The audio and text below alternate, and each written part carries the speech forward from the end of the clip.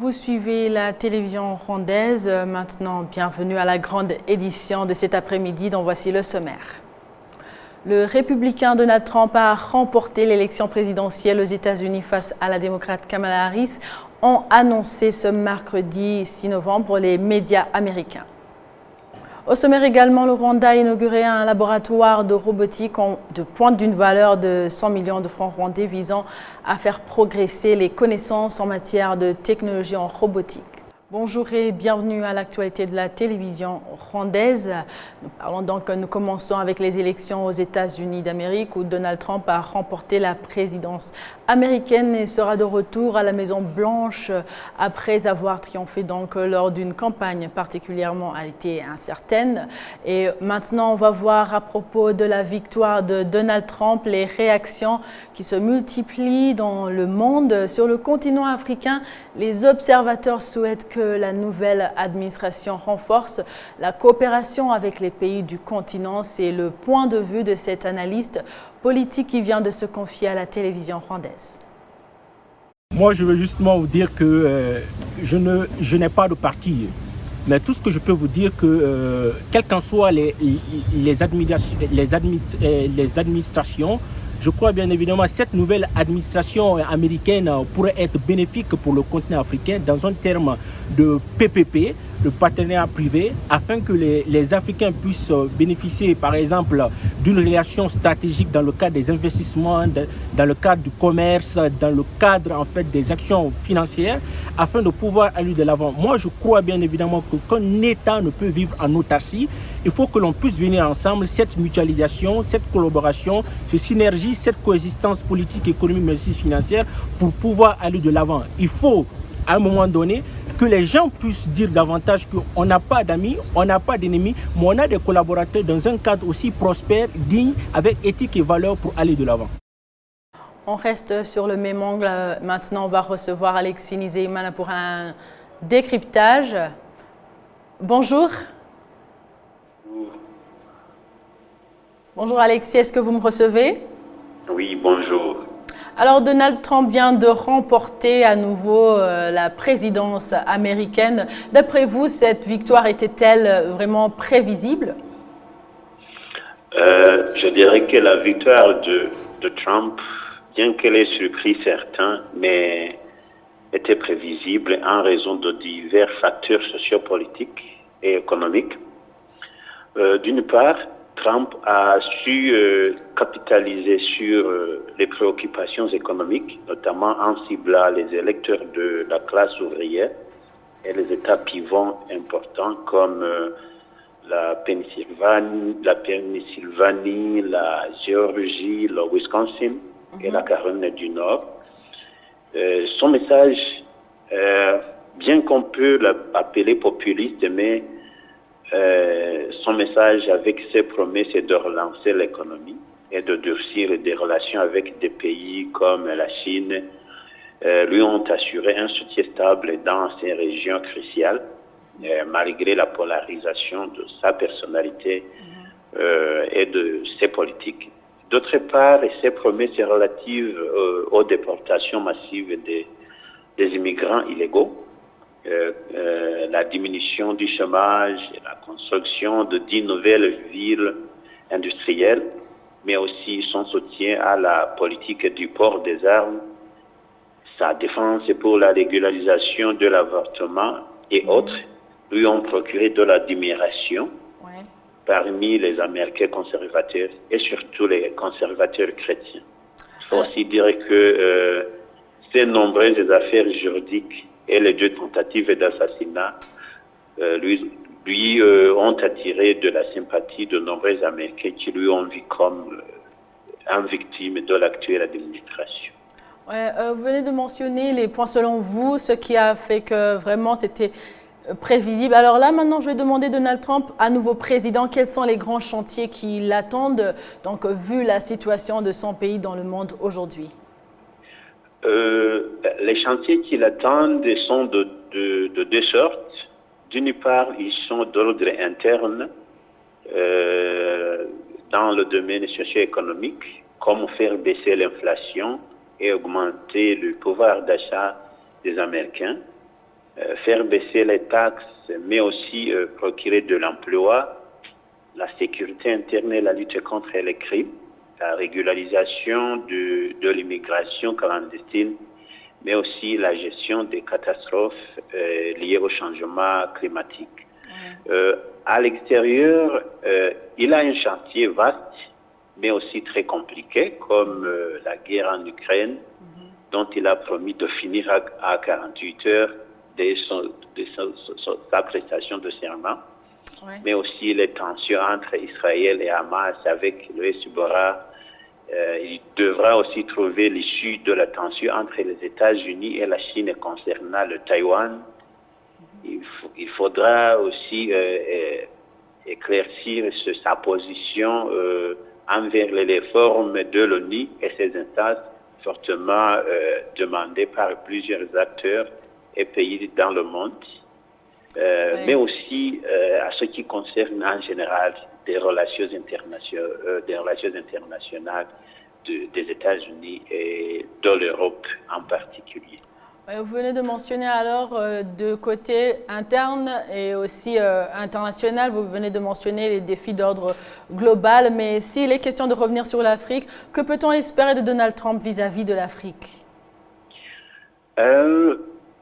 Même si son slogan de campagne était l'Amérique d'abord, America First, je pense que durant son mandat de 2025 à 2029, il ne va pas ignorer l'Afrique comme il l'a fait durant son premier mandat, dont il était novice en politique internationale des États-Unis. Alors, ses préoccupations concernant l'Afrique vont peut-être être d'ordre de lutter contre l'influence économique chinoise sur le continent. Il s'agira aussi de la réduction des aides et faire des approches plus axées sur le commerce. Mais aussi, je vois qu'il va aussi focaliser sur il va privilégier des partenariats commerciaux dans des ressources naturelles. On l'a vu avec le patron du Tesla, la compagnie américaine qui construit des véhicules électriques. Alors, l'Afrique est très riche dans des matières premières et va dans ce domaine. Il ne va pas passer par-dessus. On peut aussi dire que son administration va un peu relâcher l'accent traditionnel des États-Unis, axé sur les droits de l'homme et la gouvernance, mais plutôt focalisé dans le commerce et faire des transactions avec le continent. Ouais. Merci beaucoup Alexis, merci pour votre temps et pour avoir accepté notre invitation pour le décryptage sur les élections des États-Unis. Merci à vous. On continue avec l'actualité pour parler maintenant des experts dans le domaine de l'énergie qui félicitent le Rwanda pour les efforts consentis dans le développement intégral du pays par le biais de l'augmentation de l'énergie. Ils estiment que le Rwanda peut être une inspiration pour de nombreux pays africains. Cette conférence est particulière, cette conférence est unique. Je vois que le Rwanda est en train de mettre en place toutes les initiatives possibles afin de mettre en place un cadre aussi convivial, un cadre aussi prospère pour tous les pays africains de venir sur le sol rwandais, sur la terre rwandaise, de venir travailler ensemble, de venir s'échanger, de venir se partager des idées, des expériences. Le président Paul Kagame fait un travail énorme, fait un travail gigantesque, fait un travail à encourager. Le président Paul Kagame, c'est un président qui a montré davantage sa capacité intellectuelle, sa capacité politique pour aller de l'avant. Et aujourd'hui, nous rencontrons des grandes personnalités, des grands investisseurs africains pour venir partager leur expérience, pour se donner des idées, le donner et le recevoir afin d'aller ensemble en tant qu'Africains. Tout ce que je peux ajouter, c'est que le président Paul Kagame fait un travail remarquable. Déjà, nous avons constaté que 82% des Rwandais ont accès à l'électricité, et ce qui n'est pas évident dans la plupart des pays africains. Et le Rwanda a connu des moments difficiles, des moments épineux. Mais regardons aujourd'hui la conjoncture politique que le Rwanda est en train de mener sous le leadership de Paul Kagame. C'est quelque chose de grandiose. C'est la raison pour laquelle notre président, Excellence Mamadi Doumbouya, a pris le président Paul Kagame comme étant une référence panafricaine pour pouvoir aller de l'avant et pouvoir prendre le Rwanda comme une référence afin de pouvoir mettre la Guinée sur les rails et que la République de Guinée puisse aussi aller de l'avant. Et ça, c'est un grand espoir, c'est une grande conviction et une ambition aussi de bonne guerre à pouvoir remarquer afin d'aller de l'avant. Voilà, je pense que Rwanda, c'est un très bon exemple pour avoir une conférence ici pour tous les pays africains, pour être ensemble, pour collaborer. C'est très important pour l'Afrique de collaborer dans tous les pays. Ici, on parle beaucoup des groupes, les collaborations régionales, comme en Afrique de l'Est, en Afrique de l'Ouest, Afrique du Sud et tous. Mais c'est aussi important pour toute l'Afrique de venir ensemble, aussi parce que nous, on travaille avec les investissements d'Europe ou d'Asie et tous. Mais c'est important pour l'Afrique pour venir ensemble, pour présenter l'exemple d'Afrique, pour être un exemple des énergies renouvelables pour le monde. C'est pas seulement pour aller après les autres régions du monde, mais pour être un exemple pour tout le monde. Pour collaborer, si on vient, tout le monde vient ensemble, le gouvernement, les compagnies privées et tous. Et c'est très important de venir ensemble et c'est un exemple ici avec la conférence ici. Et comme ça, on va commencer ici et après, on va continuer la conversation, mais aussi l'action. Je veux dire aussi, c'est très important. C'est pas seulement de parler, mais aussi d'acter après. Ouais. Place maintenant au débat houleux ce mercredi lors de la plénière de l'Assemblée législative de la communauté est-africaine, donc sur l'opportunité de la création d'une banque d'investissement pour la communauté comme vecteur de développement et de l'EAC. On est avec notre confrère Eddy Sabiti qui se trouve à Kampala où il participe à cette session. Bonjour. Bonjour, bonsoir Amandine. Pourrais-tu me donner l'image, si tu me reçois très bien, de comment ça se passe? Justement, parlant du débat houleux, il a été donc suscité par cette motion qui a été défendue par l'honorable Souleymane Chahbal, qui est député et là, mais venu du Kenya. C'est lui qui a apporté cette motion et qui a une motion qui a retrouvé, comme vous le voyez en image, beaucoup de gens se sont donc alliés, beaucoup de députés ont trouvé l'opportunité de cette motion, mais tout en défendant la création de cette banque d'investissement pour la communauté de l'EAC. Pour lui, donc, l'honorable Souleymane Chahbal, il a dressé le tableau, l'homme que vous voyez en image, il a dressé le tableau d'un besoin croissant d'attirer davantage de capitaux, d'investisseurs au niveau de la communauté est-africaine, et ce, grâce au partenariat public-privé, afin donc de conduite de financement des infrastructures comme les industries et les États partenaires tels qu'énoncés dans le cadre des objectifs de développement durable. Et hormis l'honorable Chahbal, il a retrouvé et surtout le soutien d'autres membres. Et ces autres membres qui font donc partie du groupe de députés qui ont soutenu cette motion, ils ont déclaré qu'ils estiment que même si les banques de développement comme la East African Development Bank, ce qui est donc la banque est-africaine de développement, ainsi que la banque de commerce et de développement, jouent un rôle essentiel en se concentrant sur les prêts.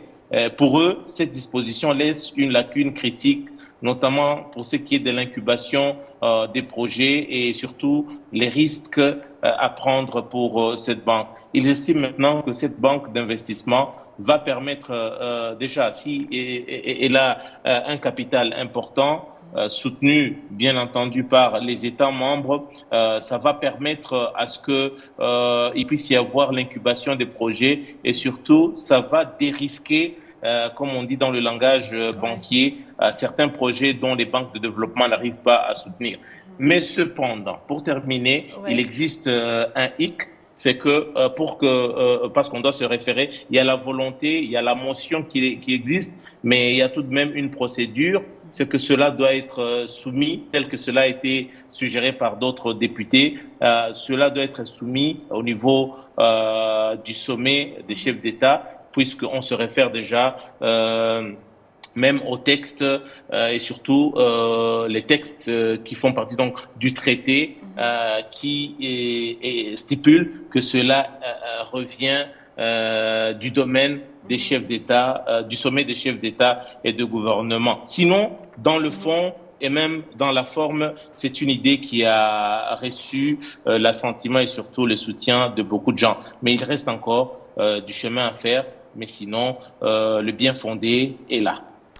Tu viens de mentionner l'importance de cette banque.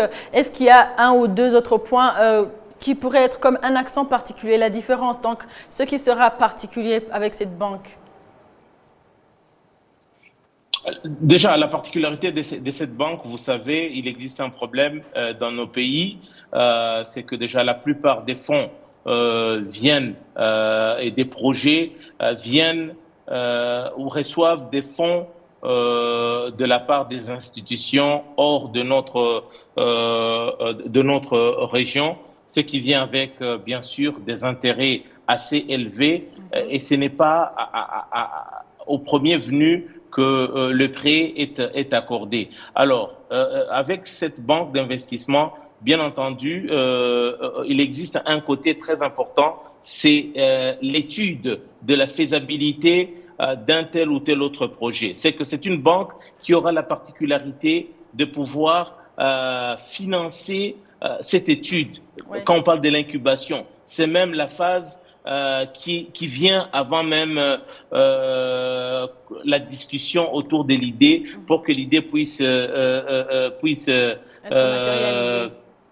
être matérialisée. Il faut tout d'abord une certaine incubation. Et tout cela, ce ne sont pas les banques commerciales, ce ne sont pas les banques de développement qui prennent le risque.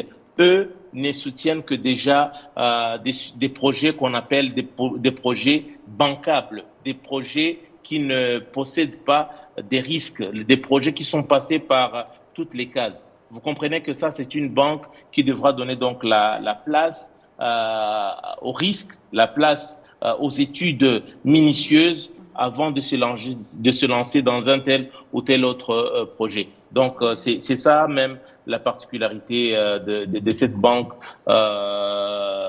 d'investissement pour ce qui est de la communauté est-africaine. Merci beaucoup, Sabiti. Un autre message pour ceux qui nous... Oh, voilà. S'il n'y a pas un autre message avant de vous dire au revoir, je vais vous remercier et continuer avec l'actualité. On continue avec le génocide perpétré contre les Tutsis au Rwanda. Donc, au Rwanda qui semble ne pas avoir laissé une leçon à l'humanité, donc à l'image des tueries perpétrées contre les Tutsis, donc les Congolais à l'est de la RDC. C'est une déclaration de la conseillère spéciale du secrétaire général des Nations Unies pour la lutte contre le génocide. Donc je vous propose le récit de Patrick Nyilidanti. Les témoignages de Mwangaire Marie, une mère qui a survécu au génocide de 1994 contre les Tutsis, a été l'un de ceux qui ont touché les cœurs et ont fait ressortir une douleur des femmes des pays où les génocides, les meurtres et les crimes contre l'humanité se produisent encore. Mwangaire Marie, en plus d'avoir perdu des membres de sa famille, a été contaminée par le virus du VIH après avoir été violée par les tueurs. Les maladies que j'ai contractées comme le VIH, je ne m'y attendais pas. Et le problème de santé mentale. Je prends actuellement des médicaments à l'hôpital psychiatrique d'Endela. Chaque fois que je prends ces médicaments, je me souviens de la cause de ce problème. Cependant, après avoir pris mes médicaments et que je me sente mieux, j'essaie de rester forte. Cette mère, qui semble calme dans son discours et son comportement physique, partage désormais ses repas avec Gachogoza Léonard, l'un des auteurs du génocide qui a tué les frères de la dame. Malgré cette histoire douloureuse, ils vivent ensemble en paix après avoir partagé la vérité sur ce qui s'est passé. Les meurtriers ayant demandé pardon, la victime ayant accordé sans hésitation. Quand nous nous souvenons de la manière avec laquelle nous avons maltraité nos voisins dans le passé et que nous voyons comment nous sommes aujourd'hui, et quand nous discutons avec eux et qu'ils nous racontent les crises qu'ils traversent, nous faisons attention à ne pas leur faire du mal de nouveau. Nous sommes toujours prudents avec eux. Nous pouvons avoir des conversations normales avec eux en tant que voisins. Les témoignages de Mungaire Marie a profondément marqué Kebef du Libéria et Falina du Cambodge, pays qui partagent une histoire similaire avec le Rwanda. Tous deux ont été étonnés par le progrès réalisé par le Rwanda dans la promotion de l'unité et de la réconciliation. J'ai été bouleversé de suivre les témoignages de Marie. Elle a parlé avec confiance. C'est une confiance que je partagerai avec mes amis et beaucoup de similitudes avec ce qui s'est passé au Libéria. Je partagerai mon expérience avec les Libériens pour conduire notre pays vers l'unité. Au Cambodge, il n'a pas été facile d'obtenir l'unité et la réconciliation.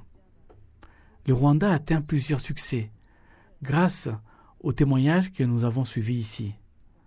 Nous luttons pour que cela ne se répète pas, mais pour l'instant, la politique de l'unité et de la réconciliation a fait son chemin.